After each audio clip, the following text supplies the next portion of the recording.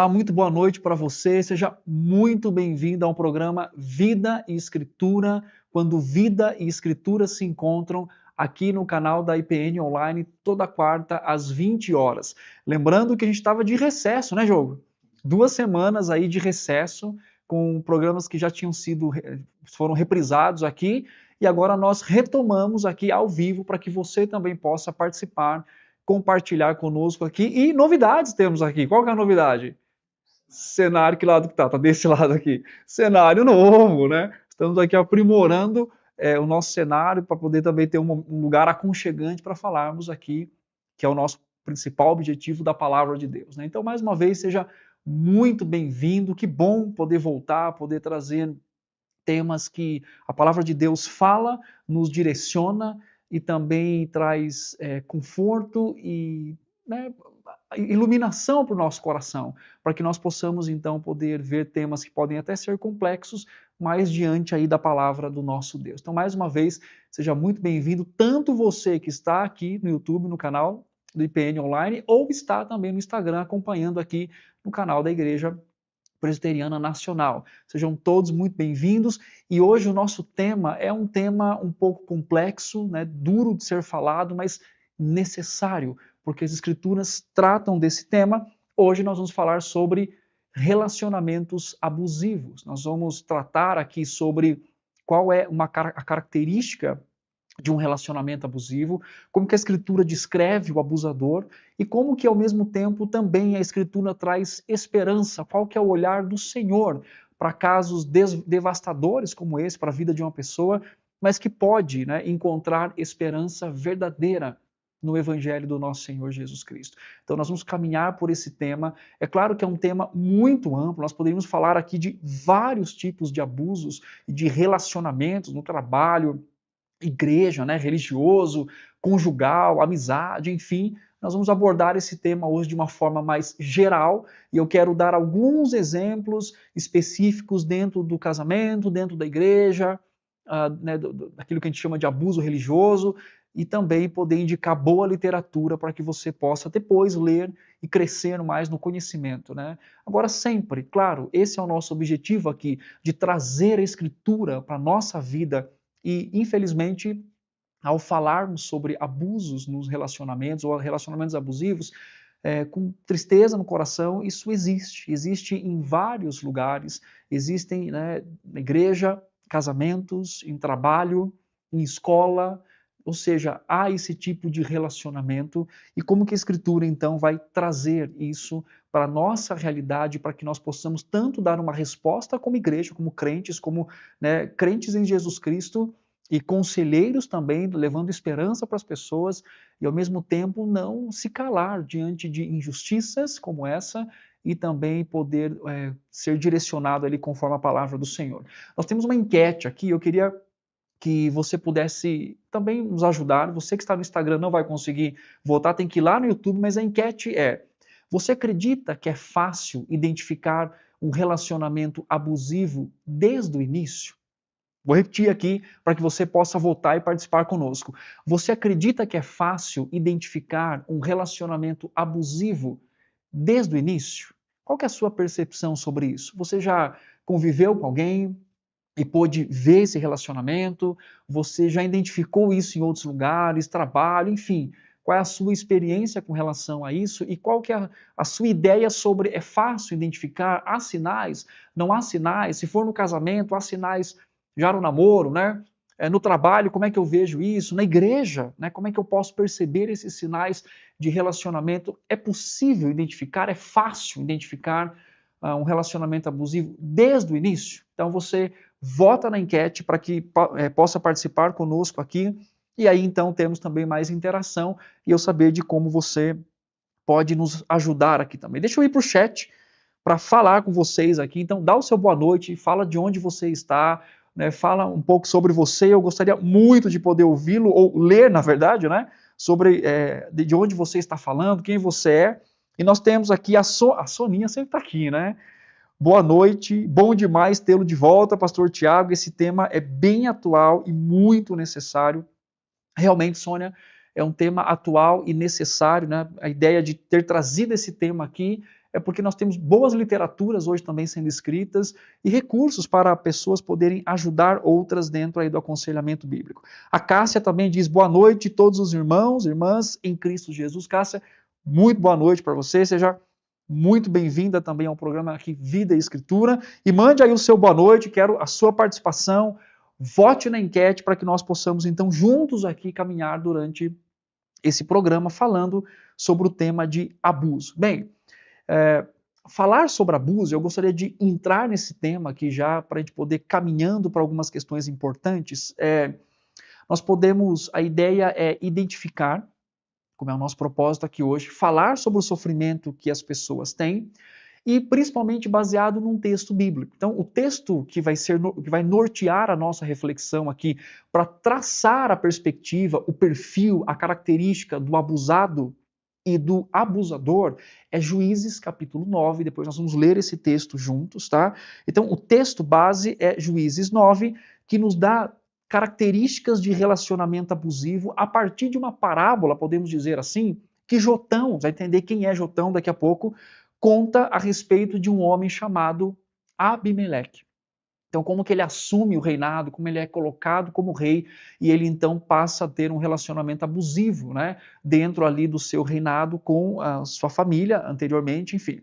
Então, o nosso texto base aqui vai ser Juízes capítulo 9, nós já vamos ler esse texto, mas até lá eu quero falar algumas coisas importantes aqui. Bem, primeiro, falar desse tema, eu confesso que é muito desafiador, e como eu disse aqui, é claro, a gente não vai ter tempo de explorar cada parte desse tema, cada questão, né, não só do abuso físico, emocional, sexual e tantos outros que nós podemos listar aqui, mas eu quero trazer algumas realidades para vocês, né, pelo menos de forma geral, para que haja, né, uma clareza no modo bíblico de tratar, de identificar e também de dar apoio às vítimas que são, né, vítimas de abuso e tirá-las dali para que também possamos dar uma resposta bíblica, né? Então hoje nós podemos dizer que temos o abuso físico, né?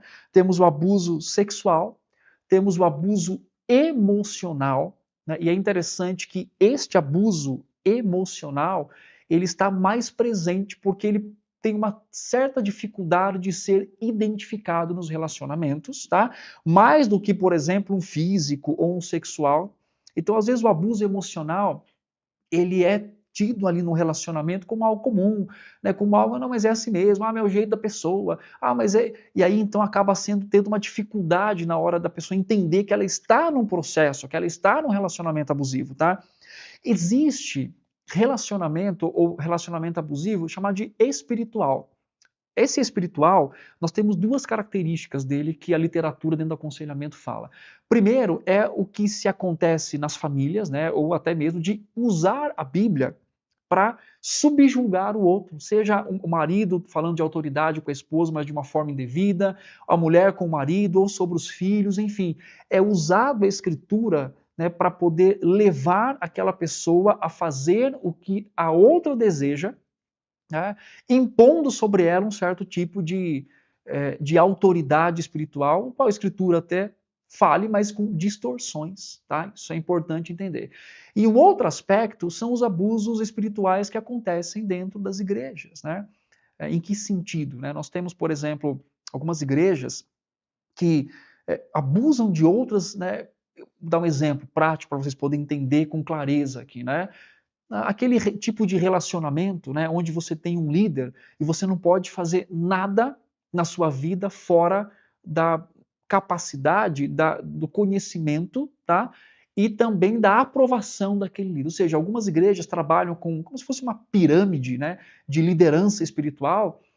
Você tem o master lá, né, o blaster tal do espiritual, e você vai descendo, e cada pessoa é responsável por trazer mais pessoas, tá? Tudo isso montado e tudo mais, né? E aí acaba exercendo um certo poder sobre outra pessoa, né? Então, por exemplo, eu já atendi em aconselhamento bíblico pessoas que passaram por esse tipo de abuso espiritual na igreja. Em que sentido? Delas irem para o shopping, elas têm que pedir para alguém da igreja, né? E aí a pessoa, o líder dela vai orar, se Deus confirmar, ela pode ir. Se ela quer namorar com alguém, mesmo dentro dos padrões bíblicos e tudo mais, então, além da aprovação dos pais, além da aprovação, né? Então, se essa pessoa não aprova, é não.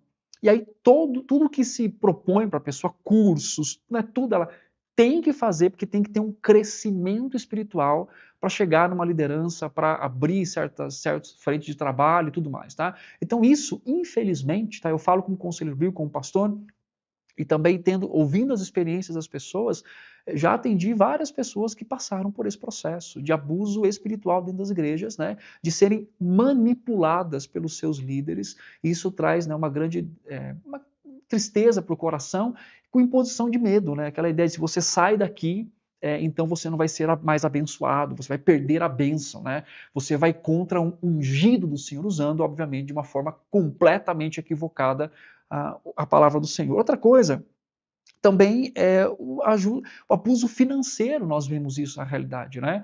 Pessoas que abusam financeiramente, quer dizer, priva outras pessoas, né, de sustento financeiro para castigá-las, para puni-las e para tudo mais. Então, infelizmente, nós vivemos, né, nesse contexto de pessoas sendo controladas, abusadas por outras pessoas, e aí então as escrituras trazem essa realidade como parte da queda, né, dos relacionamentos quebrados desde lá do Éden, né, da queda, e como que a Escritura também traz a esperança. Então, a grande realidade, meus irmãos, é que muitas pessoas estão vivendo debaixo de um relacionamento abusivo, em todas essas áreas que eu citei para vocês: físico, sexual, emocional, espiritual, financeiro e outros, né, profissional, conjugal, enfim, a lista se torna enorme aqui.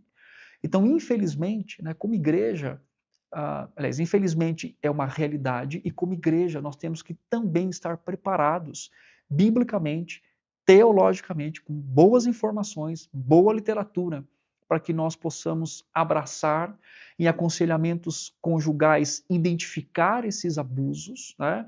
Pai, filho, marido e mulher, né? Igreja, trabalho, e dar uma resposta e trazer, né, para o coração desse abusado, dessa vítima, a esperança que vem da palavra do Senhor. Algumas coisas são importantes para que nós possamos entender aqui. Primeiro, qual é a raiz dos relacionamentos abusivos, né? Alguns dizem assim, é por causa do temperamento daquela pessoa. Então a pessoa tem esse temperamento. Então a gente vai assistindo, às vezes, até alguns documentários e tudo mais. Então é colocada a culpa no temperamento, é colocada a culpa na criação dessa pessoa, né? É colocada a culpa nos traumas que ela viveu, é colocada a culpa nas crises que ela viveu na vida, tá? Mas, quando a gente vai para a Escritura, nós vemos lá em Gênesis que se começa a ter problemas de relacionamento desde a queda, né? Ou seja, Deus cria o homem para ter uma liderança amável, cria a mulher para ser auxiliadora desse homem, e aí nós já temos ali, descrito pelo próprio Deus, que esse relacionamento já teria problemas ali. Porque agora não seria mais algo voluntário, algo que né, natural da vocação do qual eles haviam sido criados. Já teria problemas de subjugar e, ao mesmo tempo, também de resistir a uma liderança, e o Senhor traz essa realidade nos problemas de relacionamento, e depois a gente vê vários outros nas Escrituras, né?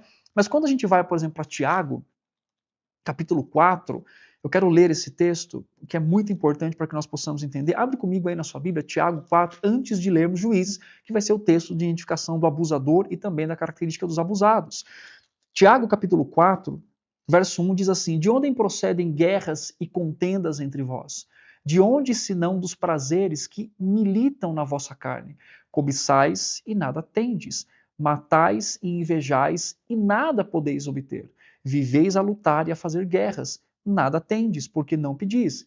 Pedis e não recebeis, porque pedis mal, para esbanjardes em vossos prazeres. O que acontece aqui? O texto de Tiago, capítulo 4, diz para a gente sobre a origem de todas as contendas, de todas as guerras. Ele diz assim: de onde procedem guerras e contendas que há entre vós? Dos prazeres que militam na carne. Então, o que é importante nós entendermos aqui? Qual é a raiz dos relacionamentos abusivos? É claro que é o pecado de forma geral, né? Uma explicação geral para tudo isso é a queda, desde Gênesis capítulo 3.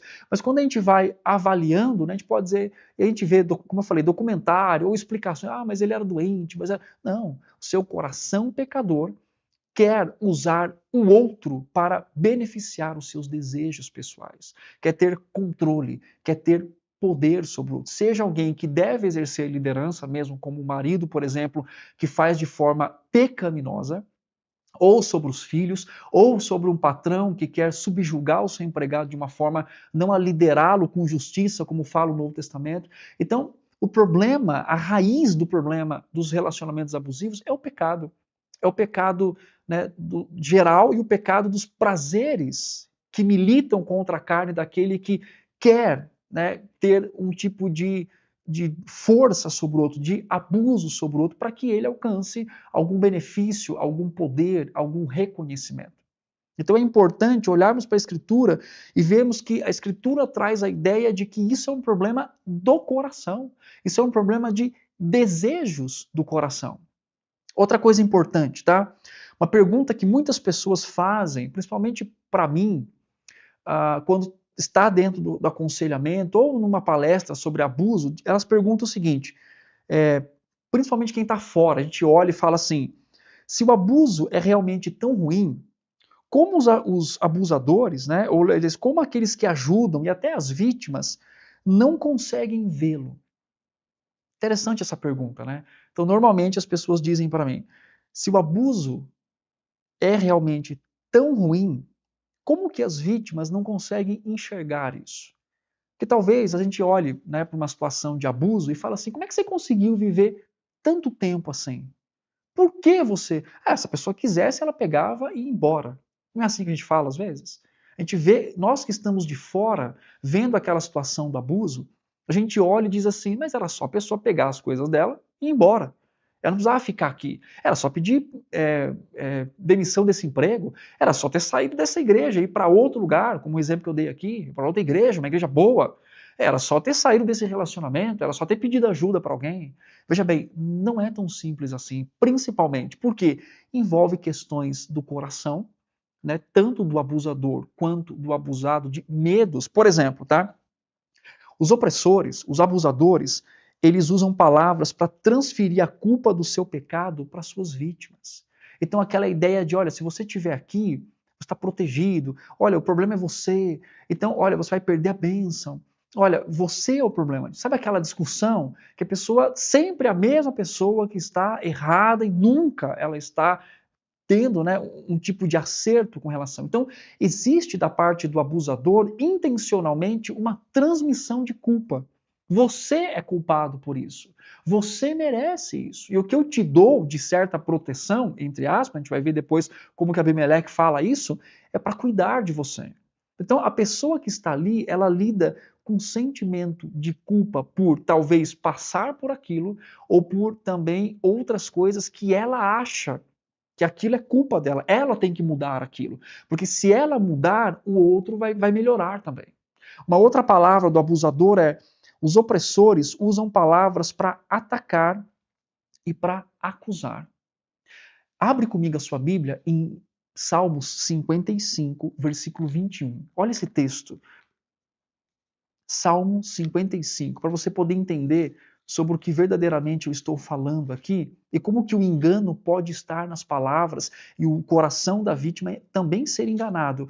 Olha o versículo 21, tá? O Salmo 55 está falando daqueles que são traidores, é um salmo de Davi, tá? E olha o que Davi diz sobre aqueles que o traíram. Olha só, a sua boca era mais macia que a manteiga, porém no coração havia guerra. Olha que forte isso.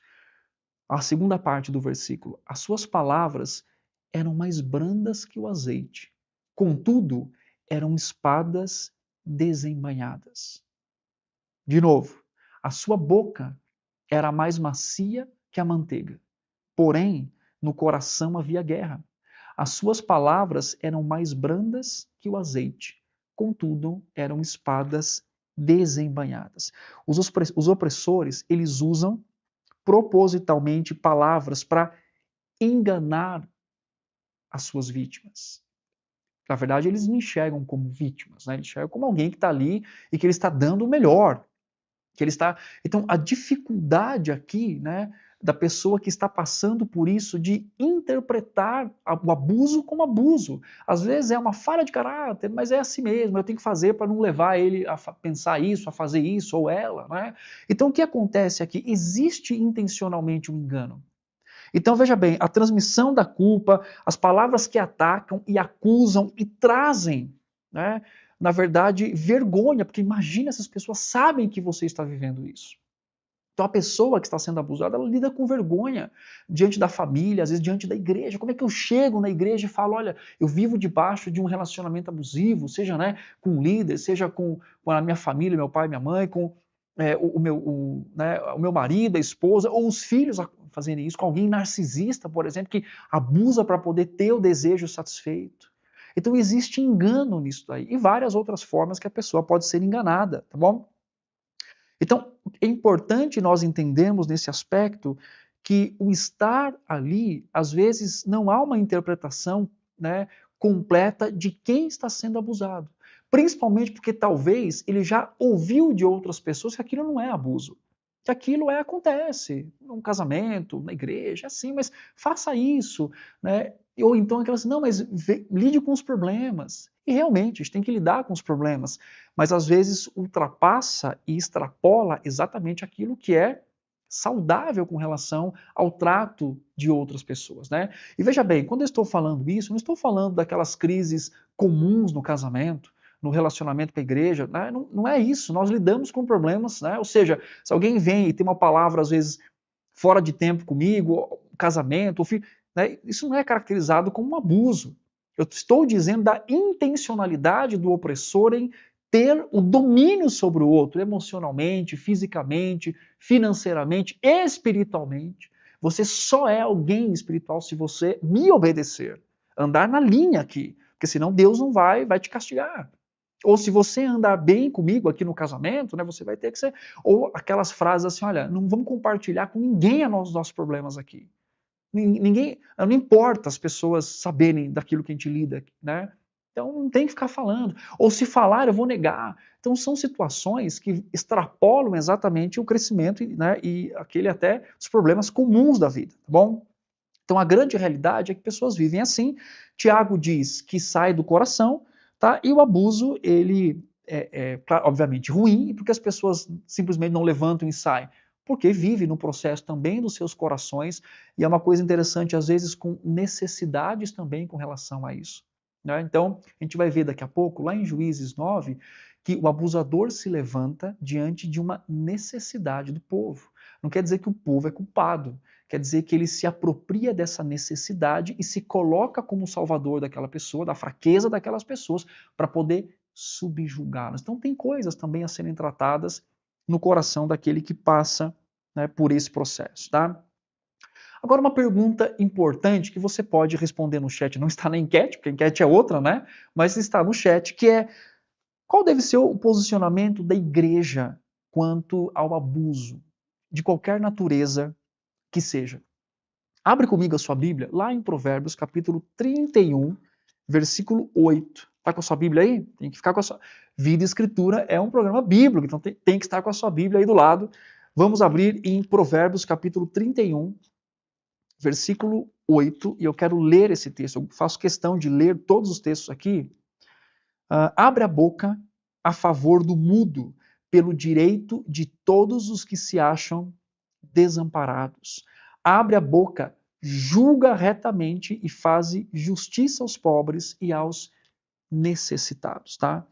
O que é importante entendermos aqui? A igreja, ela tem um papel extremamente importante diante de um Deus justo e diante de um Deus que ama a justiça e que nos salvou, nos chamou para também vivermos para a honra e a glória do seu nome. Então, a igreja deve ter um posicionamento de ser a voz no sentido de cuidado, de pastoreio, de denúncia, se necessário, né? E no abuso realmente é uma questão legal, a gente vai falar daqui a pouco, para proteger e guardar aqueles que estão sendo abusados. Né? Ou seja, dar voz, ser a voz e fazer o pastoreio. Né? Infelizmente, eu tive a infelicidade de ouvir várias vezes de casos de pastores de igrejas que ficaram sabendo de abusos no casamento, emocional, né? E não se posicionaram. Por quê? Por vergonha, por medo de ferir todo o grupo, né? A moral daquele grupo ou o testemunho daquele grupo. E com outros, né, vários medos, e dizer, não, vamos orar por isso. É claro que nós devemos orar, mas nós, como igreja, também devemos ter uma ação com relação a isso, tá?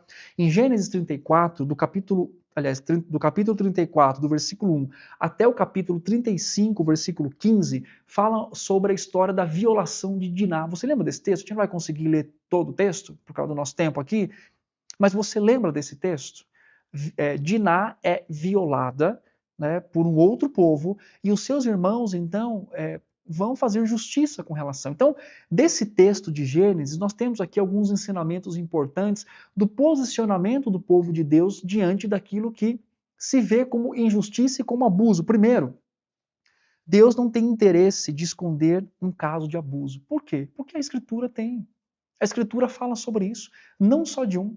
A Escritura fala mais vezes, né, muito mais vezes de casos, né, mais de uma vez, na verdade, sobre abusos. Por quê? Porque Deus quer expor isso. O Senhor tem desejo de fazer isso para mostrar sobre a injustiça, a maldade do coração e como que nós devemos agir biblicamente diante dessa situação. Deus nunca está distraído ou desinformado com relação àquilo que acontece. Outra coisa, Deus providencia socorro para a vítima. Nós vemos nesse texto. Outra coisa importante, Deus providencia seu juízo para aqueles que são os agressores, lá no texto que fala sobre Diná. Deus valoriza mais o caso de uma pessoa abusada do que a autoimagem de um grupo. O que isso significa? Que nós não podemos fechar os lábios para aqueles que estão diante daqueles que estão sendo abusados e oprimidos e machucados por causa de uma imagem de um grupo a ser zelado. Ao contrário, expor isso, né, biblicamente, de forma correta, tratar isso traz zelo diante do Senhor, diante da sociedade e diante, obviamente, principalmente daqueles que estão sofrendo. Olha comigo Hebreus capítulo 13, versículo 3. Mais um texto, vamos pegar um texto do Novo Testamento agora. Hebreus capítulo 13. Eu quero que você leia esse texto comigo. Hebreus 13, 3. Diz assim: Lembrai-vos dos encarcerados, como se presos com eles, dos que sofrem maus tratos, como se com efeito vós mesmos em pessoa fossem os maltratados. Olha a profundidade que o autor de Hebreus fala sobre os deveres sociais da igreja, né, nesse sentido, e o modo de misericórdia, de compaixão que nós devemos ter diante de pessoas que são maltratadas. De novo, lembrai-vos dos encarcerados como se presos com eles. Versículo 3, Hebreus 3, 13 e 3. Dos que sofrem maus tratos, como se, com efeito, vós mesmos em pessoa fosseis os maltratados. Então, a intensidade do que a palavra de Deus nos ensina sobre o modo em que nós devemos sentir misericórdia diante de uma situação como essa. Ou seja, não se calar, mas ter compaixão, pastorear o coração de pessoas que estão quebradas, porque foram abusadas pelo seu pai, pela sua mãe, pelo seu tio, fisicamente, por igrejas, espiritualmente, né, por marido, por esposa, por amigos, por chefes no trabalho, né, e outras situações que nós podemos também lidar com relação a isso. Então, a igreja não deve se calar. Aqui, como eu falei, fala dos diversos deveres sociais dos cristãos. Nós devemos ter simpatia, dor e sofrimento por aqueles que estão sendo abusados e por aqueles que sofrem também. Então, a igreja ela não pode, de modo algum, se calar diante de situações como essas. Ao contrário, ela tem que pastorear os corações feridos, as almas machucadas pelo abuso na infância ou na vida adulta, ou até que eu também não citei desde o início aqui, até de idosos, por seus cuidadores. Sabemos que essa é uma triste realidade. A igreja tem que estar atenta a relações como essa e dar uma resposta bíblica. Bem, antes de continuarmos aqui, eu quero ir para o chat e ver se você está participando e se você mandou a sua pergunta ou mandou aqui o seu boa noite. O Tércio, boa noite, um tema importante, mais frequente que o imaginado. Exatamente, Tércio. Carolina aqui, boa noite, irmãos, graça e paz do Senhor.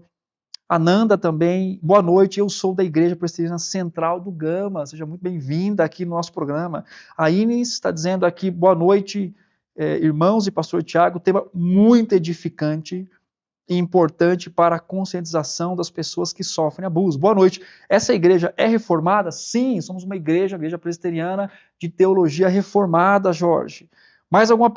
Mande seu boa noite, mande sua pergunta aqui. A Raquel está dizendo, boa noite, irmãos, que aula importante. A igreja não deve se calar. Exatamente, nós não podemos nos calar diante, né, dos pecados de relacionamentos abusivos. Nós temos que dar uma resposta bíblica. A Andréia está aqui, Benicasa, boa noite, irmão e pastor Tiago. Mande suas perguntas também, que se eu não conseguir responder, o Diogo responderá todas para vocês. Ele disse, deu um joia aqui, tá? Bom, vamos caminhar aqui, porque a gente tem muita coisa da Diogo para falar. Outra coisa é, como identificar atitudes iniciais, você que está namorando, você que está noivo, noiva, né? Você que, enfim, outros relacionamentos também, igreja. Como que inicialmente nós podemos identificar tais sinais de abuso baseado naquilo que o texto bíblico diz de relacionamentos que não são saudáveis, tá? Uma coisa importante, né? Ou seja, intensidade, principalmente no início dos relacionamentos. Sabe aquela intensidade? Quer dizer, o relacionamento se aprofunda de maneira muito rápida, né? Sobrecarregando um ao outro com os sentimentos de sempre querer estar com você, jurando amor eterno, bombardeando com várias coisas, descumprindo aquilo que 1 Coríntios 13:4 diz que o amor tudo sofre, tudo espera, tudo crê. Quer dizer, é um processo exatamente, né? Mas faz com que você deva algo a essa pessoa já no início. Ou seja, é uma intensidade tão profunda, vou ser um pouco repetitivo aqui, uma intensidade tão intensa, né, propositalmente estou falando isso, que faz com que você já no início perceba que deve alguma coisa. É um sinal. Segundo sinal, ciúme excessivo. Né? A pessoa fica chateada quando você passa tempo com outras pessoas, acusa de traição sem existir, né? Parece de forma inesperada no trabalho, na igreja, na casa dos seus pais, enfim, monitora o que você faz o tempo todo, é irracional quanto aos seus outros relacionamentos, não deixa, igreja, você passar tempo com a família, você tem que estar lá o tempo todo, porque isso é fidelidade. Né? Se você não vem, é porque você é infiel, mas também não olha outras demandas da vida, né? Sempre trata com você no sentido de se você não cumpre, é desobediente, se é desobediente, vai ter a maldição de Deus. Né? Qual que é o nível disso? Outro assunto aqui, outro sinal. Manipulação. Pessoa que sempre tenta manipular as decisões e ações. Vestir, comer, de ganhar dinheiro, de gastar dinheiro. Se esforça para convencer você o tempo todo de que aquilo é sempre a melhor maneira, porque está pensando em você. Essa daqui é boa, né? Não, eu estou pensando em você. Não estou preocupado comigo. Eu estou preocupado com você. Claro que pode haver coisas legítimas nisso, mas estou falando de uma intensidade de algo constante, né? Isolamento. Insiste que você passe todo o seu tempo, grande parte dele, só junto, né, com aquela pessoa. Você não consegue manter outros relacionamentos de amizade por causa disso. O tempo que você passa com a sua família e amigos é motivo de briga, é motivo de, né, até mesmo dentro da igreja. Como é que é isso? Sabotagem. Né? Ele precisa que você, ele precisa de você quando você tem que dedicar o seu tempo a estudos, a trabalho. Né? Ou seja, você não pode. Ele falou, não faz isso, você precisa dar o seu tempo para mim, porque nós precisamos fazer, porque é importante para mim. Críticas constantes, né, no sentido de insulto, e não de críticas que nos fazem crescer. Culpa, né, trata sempre como se tudo fosse a sua culpa, mesmo você fazendo o processo, mas as demandas vão mudando. Transferência de culpa, também nós vimos isso no início. Né? Então, o que acontece? Você é culpado disso, não eu. Você tem essa culpa. Então isso são alguns sinais de um relacionamento que tem indícios de abuso e que podem crescer. Tá? Claro, às vezes há questões pontuais e específicas, nós já falamos sobre isso, né? Mas constantemente e crescente, isso pode ser identificado como um relacionamento abusivo. Tá?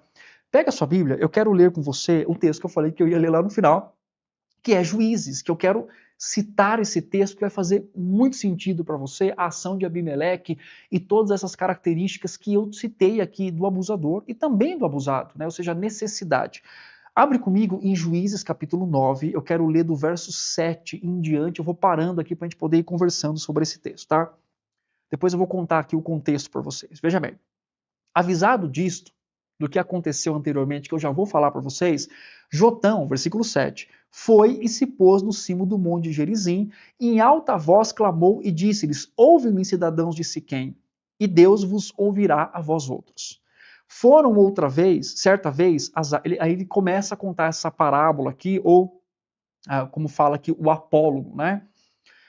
Foram certa vez as árvores ungir para si um rei e disseram à oliveira: Reina sobre nós. Está se referindo ao povo, tá? Então o povo tem uma necessidade de ser reinado, eles têm uma necessidade de ser dirigidos. Aí eles chegam para a oliveira e diz assim: Reina sobre nós. Porém a oliveira lhe respondeu: Deixaria eu o meu óleo que Deus e os homens em mim prezam e iria pairar sobre as árvores? Então disseram as árvores à figueira: Vem tu e reina sobre nós. Porém a figueira lhes respondeu: Deixaria eu a minha doçura, o meu bom fruto, e iria pairar, sobre as árvores? Então disseram as árvores à videira: Vem tu e reina sobre nós. Porém a videira lhes respondeu: Deixaria eu o meu vinho, que agrada a Deus e os homens, e iria pairar sobre as árvores? Então todas as árvores, presta bem atenção nesse texto. Então todas. Note que no texto anterior fala as árvores, as árvores. Aqui diz todas as árvores, por uma necessidade, disseram ao espinheiro: Vem tu e reina sobre nós. Respondeu o espinheiro às árvores: Se deveras me ungis rei sobre vós, vinde e refugiai-vos debaixo da minha sombra. Mas se não, saia do espinheiro fogo que consuma os cedros do Líbano. Agora, pois, se deveras e sinceramente procedestes proclamando o rei Abimeleque, e se bem vos portastes para com Jerubaal e para com a sua casa, e se com ele agistes segundo o merecimento dos seus feitos, porque meu pai pelejou por vós e, arriscando a vida, vos livrou das mãos medianitas. Porém, vós hoje vos levantastes contra a casa do meu pai e mataste os seus filhos, 70 homens sobre uma pedra, e Abimeleque, filho de sua serva, fizeste reinar sobre os cidadãos de Siquém, porque é o vosso irmão. O que está acontecendo aqui? Uma questão familiar, tá? Mas esse homem Abimeleque, o texto fala, versículo 9, capítulo 1, diz assim: Abimeleque, filho também de Jerubaal, tá? Foi-se a Siquém aos seus irmãos de sua mãe e falou-lhe a toda a geração da casa do seu pai, da sua mãe, dizendo: Falai, peço-vos aos ouvidos de todos os cidadãos de Siquém, que vos parece melhor que 70 homens, todos os filhos de Jerubaal, dominem sobre vós, ou que apenas um domine sobre vós. Era uma questão de reino e ele tinha uma ambição. Resumindo a história, ele chama todos os seus irmãos para um só lugar e mata todos os seus irmãos, a não ser esse que fica Jotão, numa pedra, porque ele gostaria de ser o rei. Tá? Então ele engana os seus irmãos, a sua família. Tá? Então o texto fala assim: e disseram-lhe sentença de né, versículo 4, e aí o versículo 5, tá? Diz assim: foi à casa de seu pai, a Ofra, e matou seus irmãos, os filhos de Jerubaal, 70 homens sobre uma pedra. Porém, Jotão, filho menor de Jerubaal, ficou porque se escondera. E aí esse Jotão vai até o monte e proclama a injustiça e o abuso que esse homem estava fazendo, tanto com a sua família, quanto com o povo também do Senhor ali, o que estava acontecendo. E aí o que tem aqui, que é importante? Primeiro, é uma necessidade, ou seja, os abusos, eles acabam surgindo a partir de uma necessidade também daquele que é abusado. Necessidades naturais de cuidado, de zelo, de proteção. E aí acaba se levantando alguém para dizer: não, eu vou dar isso para você. mas de uma forma pecaminosa, de uma forma, então, a tomar aquela situação, certo? E dominar aquela pessoa. Mas agora, eu quero mostrar para vocês aqui quais são as características de um abusador a partir desse texto. Agora, primeiro, ele faz aqui falsas promessas. Olha só que interessante no texto. Respondeu o espinheiro às árvores: se deveras me ungir reis, vinde e refugiai-vos debaixo da minha sombra. Pergunta: espinheiro tem sombra suficiente para isso? Você consegue ser refugiado ou se refugiar debaixo de um espinheiro? O que vai acontecer se você chegar num espinheiro e tentar se refugiar nele? Primeiro que ele não tem folha suficiente para fazer sombra, como a oliveira e como as outras árvores que foram colocadas aqui. Ele faz falsas promessas. Nós já falamos um pouco sobre isso, né? O espinheiro, ele promete proteção e abrigo que ele não pode realmente oferecer, mostrando que os abusadores fazem promessas que não podem cumprir. É o modo que ele vai tomar aquele coração também. Ele está dizendo: venha, eu vou proteger vocês, eu vou dar descanso para vocês. E às vezes a fala de um abusador é essa. Ele abusa e diz: mas aqui você tem comida, aqui você tem proteção, aqui você tem cuidado. Eu faço isso porque eu amo você. Não, mas é para proteger você. Não, você não pode sair daqui, você não pode ter relacionamento com outras pessoas porque o mundo é mau, eu quero guardar você aqui. Palavras que parecem de cuidado, que parecem de proteção, mas meus irmãos, se você chegar para um espinheiro e ser abraçado por ele ou abraçá-lo, você vai sangrar. Ou seja, as pessoas estão ali sangrando debaixo de uma falsa proteção. Outra coisa, eles também começam a usar tons de ameaça. Ele diz assim, capítulo 9, versículo 15: se não, sairá fogo do espinheiro que consumirá os cedros do Líbano. Quer dizer, eu vou dar tudo o que vocês precisam. Falsa promessa. Mas se vocês se rebelarem, vocês vão sentir então o peso, o fogo de Abimeleque. A ideia então aqui é o espinheiro ameaça com punição se suas promessas não forem cumpridas, que é típico, né, de situações de abuso, onde a pessoa abusadora começa com consequências severas para manter o controle. Ele precisa manter o controle.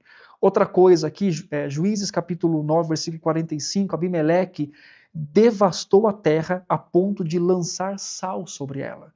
Ou seja, domínio e controle. Abimeleque representa aqui o abusador, usa seu poder para oprimir, tirando, tá, os proventos daquela pessoa ou dando nas suas, né, na verdade, de forma dominada para que ele ainda continue tendo controle sobre aquela pessoa. E o abusador também, ele frequentemente promete mudar, né, para a vítima, né, para aquela que é abusada, mas na verdade não tem nenhuma mudança.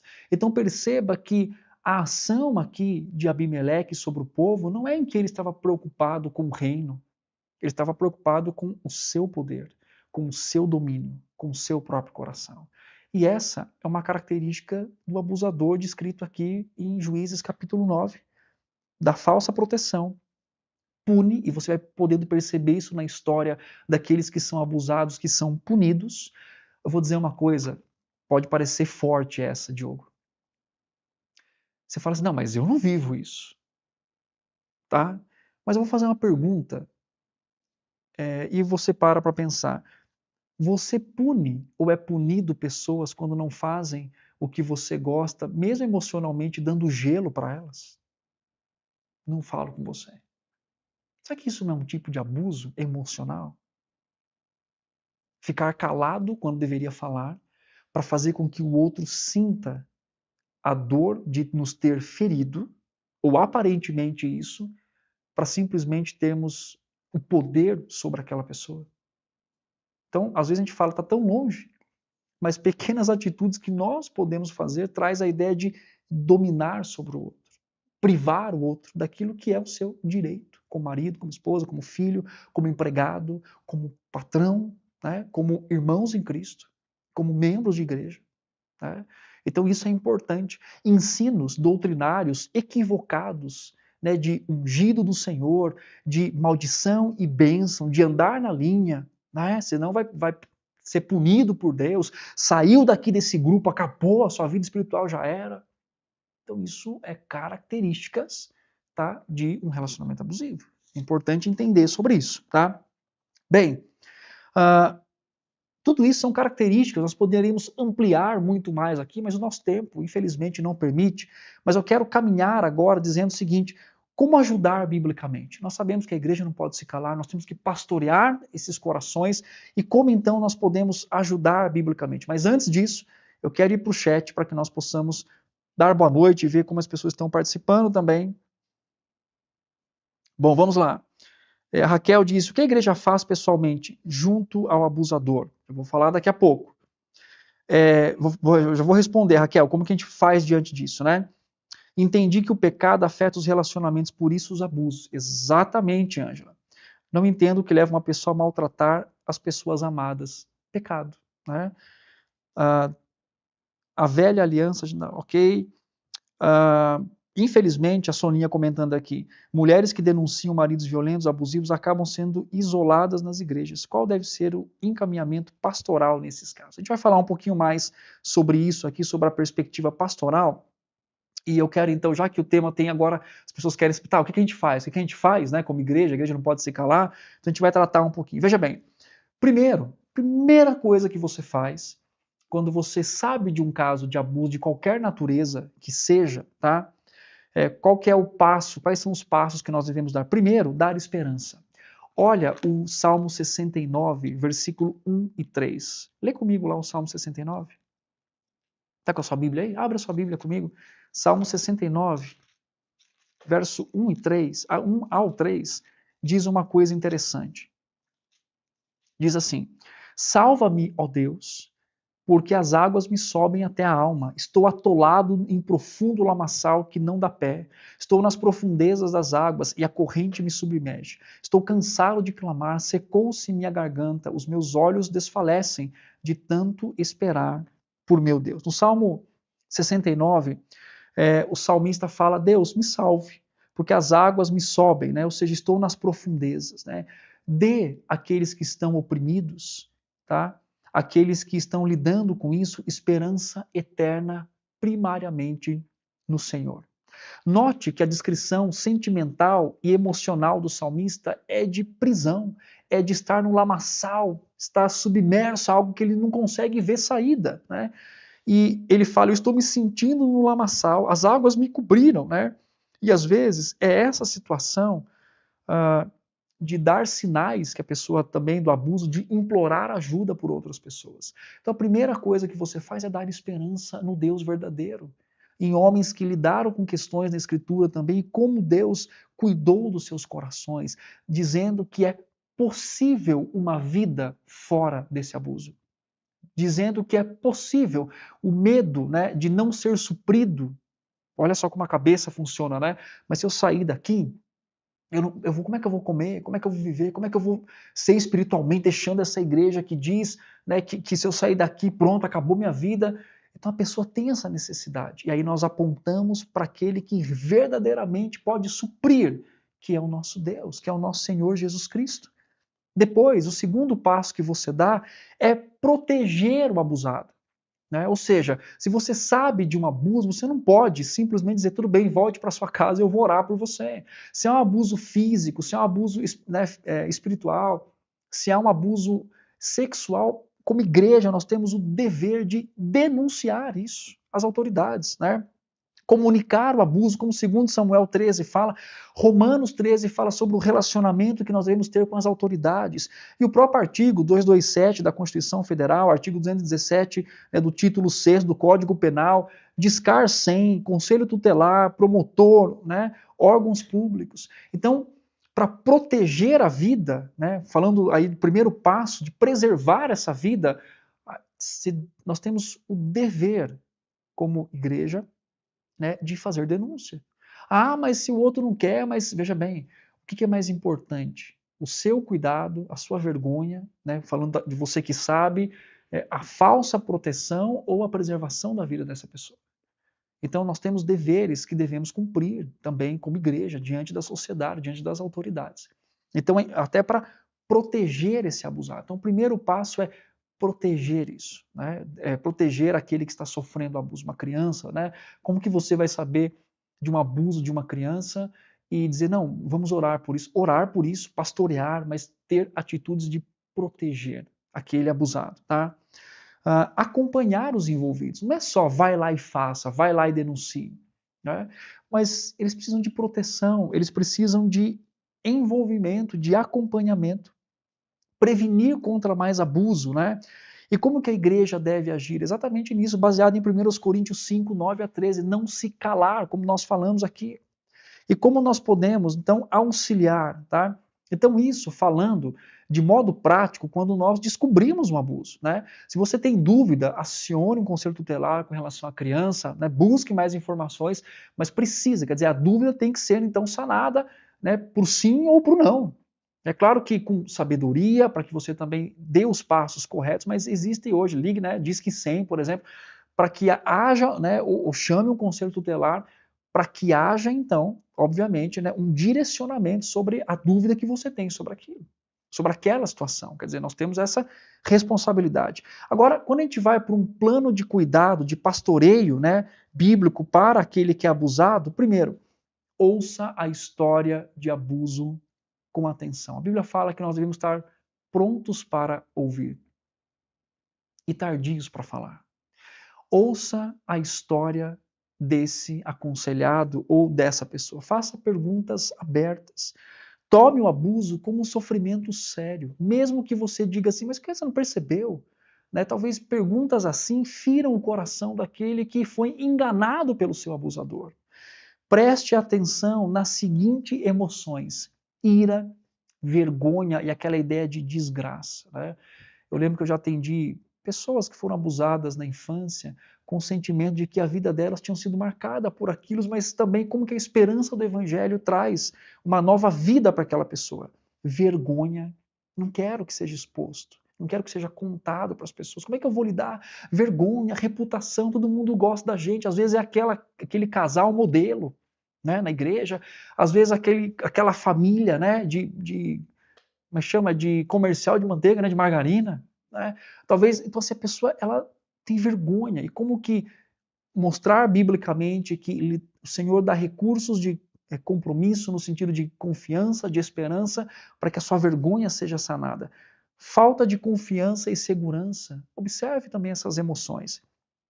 Preste atenção, né, às reações também ao pecado sofrido. A questão da identidade daquela pessoa. Você não é alguém que foi simplesmente abusado. Como filho de Deus, você é filho, filha dele. Isso é interessante quando nós trabalhamos com pessoas que foram abusadas na infância e elas vivem marcadas por isso, tomando decisões a partir disso. O Evangelho traz uma nova identidade para elas. Você não é um ex-abusado. Você não é alguém que foi abusado no sentido real, aconteceu, mas você é alguém transformado, uma nova criatura, baseado no Evangelho do nosso Senhor Jesus Cristo. Preste atenção também em possíveis ídolos do coração do próprio abusado. Não que ele tem culpa do abuso, mas aquilo como raiva, ira, mágoa, sentimento de vingança, tá? E principalmente qual a visão que ele tem com relação a Deus, né? Com relação ao nosso Senhor Deus, no cuidado, porque às vezes a pergunta vem assim: por que Deus não me protegeu? O que você responderia para essa pessoa? Ela chega e diz assim, mas eu era criança, por que Deus não me guardou? Será que Deus realmente não aguardou? Como enxergar a soberania e o zelo do Senhor mesmo em meio à dor de um abuso? É importante trabalhar soberania de Deus com essa pessoa. Demonstre compaixão. Hebreus 4 fala sobre um sumo sacerdote que se compadece das nossas fraquezas. Conforte com o conforto que vem do Senhor. Dê esperança, né, no Evangelho por meio de Jesus Cristo. Ajude, né, essa pessoa a entender a sua identidade e também a dar passos de provisão, né, com relação à decisão que ela tomou para sair desse abuso biblicamente. Né? Ajude a pessoa a compreender que há uma família da fé, a igreja de Cristo, que vai e que deve abraçar, que deve cuidar, que deve zelar pela vida dela. Né? E isso é importante no processo como igreja desse acolhimento a partir da Escritura, né? Para dar exatamente compaixão e braço, né, para poder caminhar em aconselhamento bíblico com essa pessoa. Agora eu vou dizer uma coisa para você que parece dura.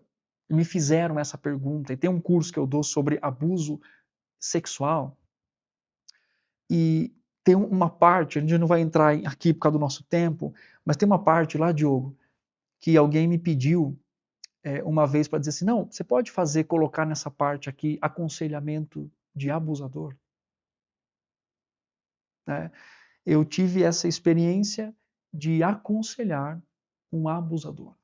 Eu sei, você e eu temos sentimentos aqui dentro, né? De autojustiça, de penalização. E claro, né?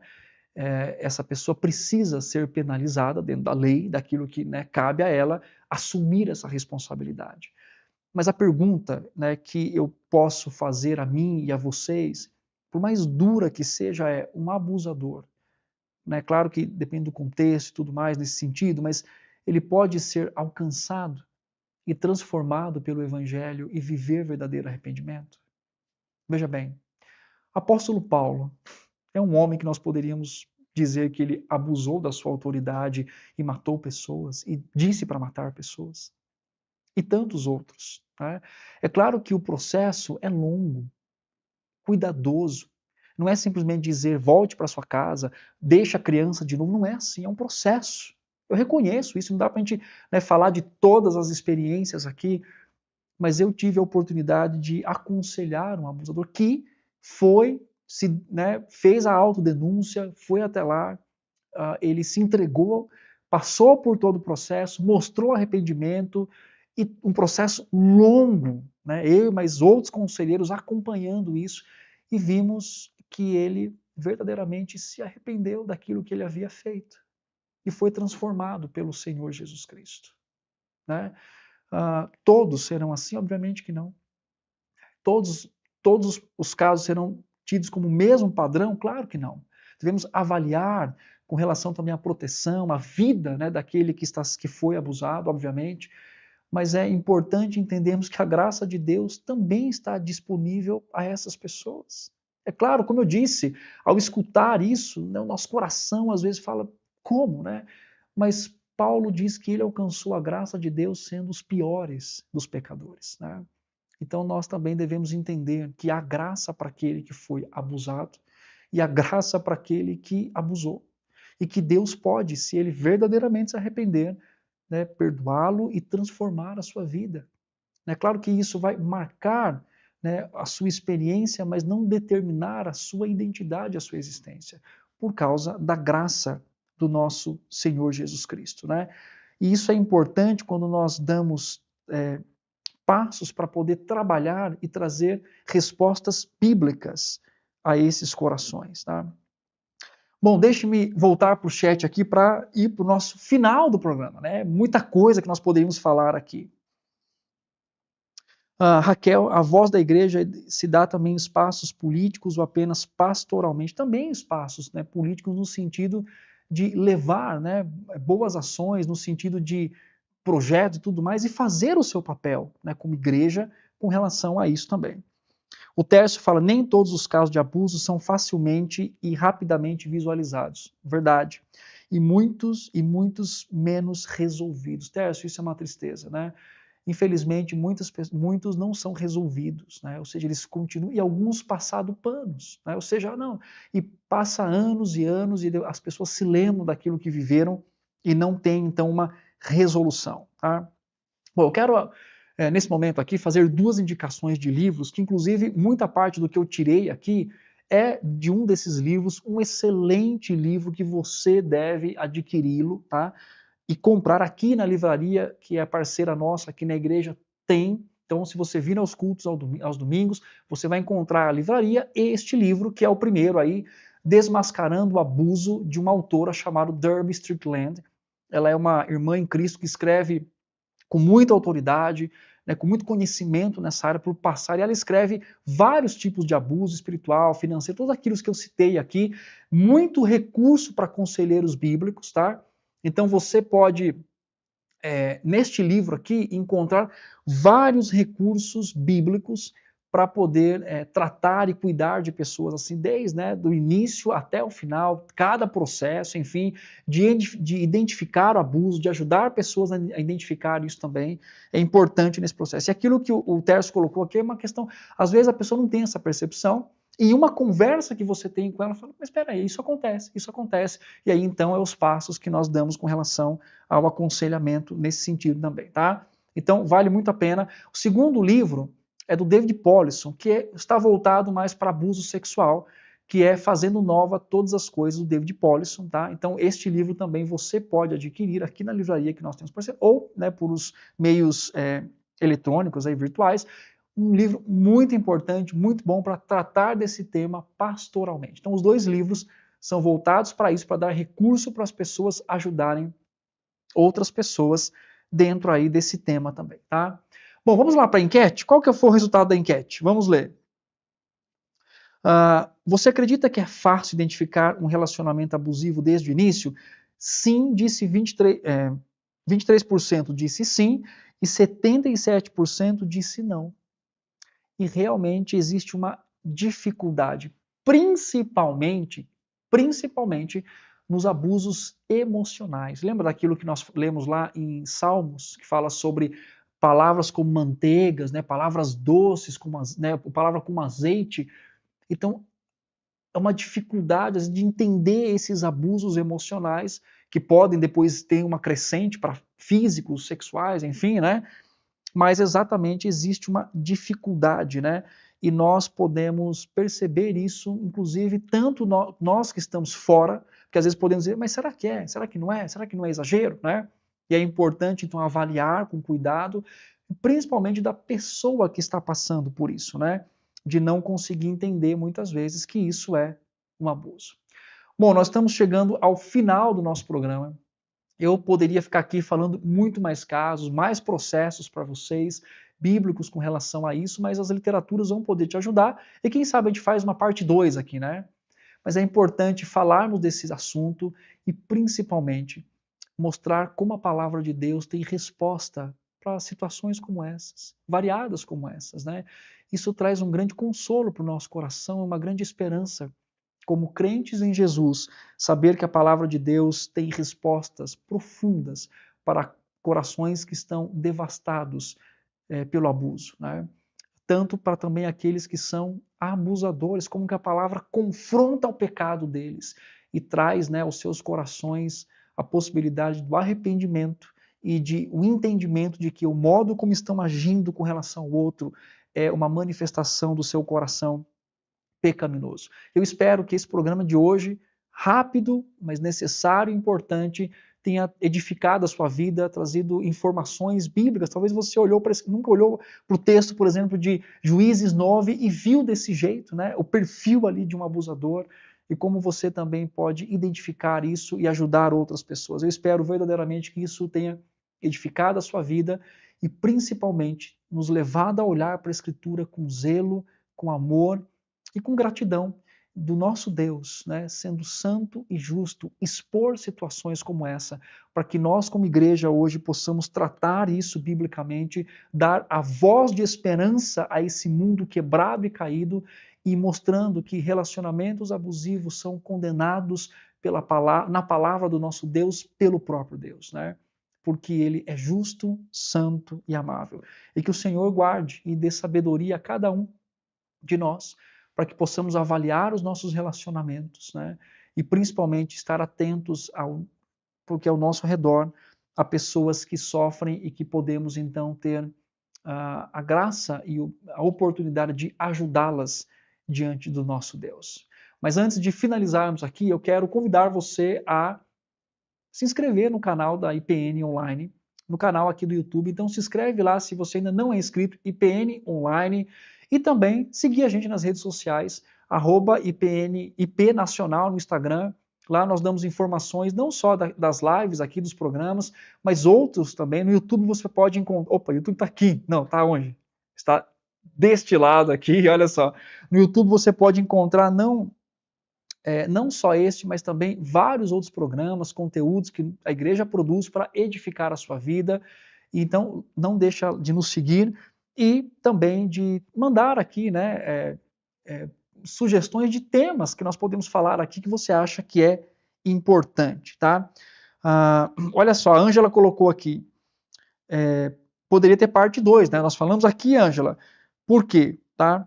Para identificar se 77% tem dificuldade, nós podemos então trabalhar um pouco mais. Exatamente, muito boa a sua colocação. A Juliana fala assim, palavra fantástica, pastor, merece parte 2, sim. Boa mensagem, devemos continuar nesse tema, o tempo foi pequeno, exatamente. E aí então fica aqui o desafio de a gente fazer parte 2 para falar, talvez, sobre mais processos e eu trazer alguns estudos de caso também aqui, reais, no qual eu tive a oportunidade de servir como conselheiro bíblico a essas pessoas que estavam tanto sendo abusadas, quanto também, como eu coloquei aqui, de abusadores. Meus irmãos, estamos indo aqui para a parte final, quero me despedir de vocês, agradecer pela sua presença, pela sua audiência aqui, e o nosso alvo é sempre sempre o mesmo, ver como que a palavra de Deus trata das questões do nosso dia a dia. Esse é aquilo que nós verdadeiramente temos como objetivo aqui, e glorificar o nome do nosso Deus. Que Deus lhe dê uma boa noite, um bom descanso, que o seu coração tenha sido encorajado a buscar mais informações sobre esse tema e também ser um instrumento do Senhor para aqueles que estão sofrendo. Lembre-se disso, daquilo que lemos lá em Hebreus 13:3. Devemos sentir misericórdia como se nós tivéssemos sido maltratados. É isso que o texto diz, forte isso, né? A empatia, a compaixão. Deus continue abençoando a sua vida, uma excelente noite para você e, se Deus permitir, semana que vem nós estaremos aqui no programa Vida e Escritura, quando vida e escritura se encontram. Deus continue abençoando a sua vida.